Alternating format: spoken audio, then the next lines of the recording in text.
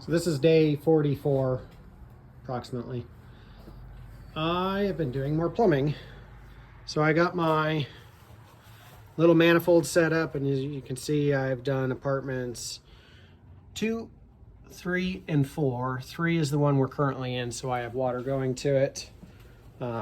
Still have 1 to hook up, but I have all of these units completely done.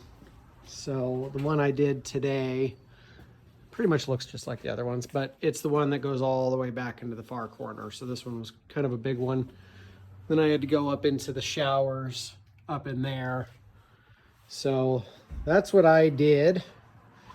And then I kind of just cleaned up a little bit more down here. So I only have 1 unit left for plumbing, which is really nice. While I was doing that, Elizabeth did a cool job.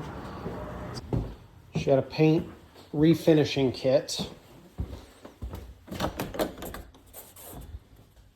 And if you remember what that looked like before, it was yellow.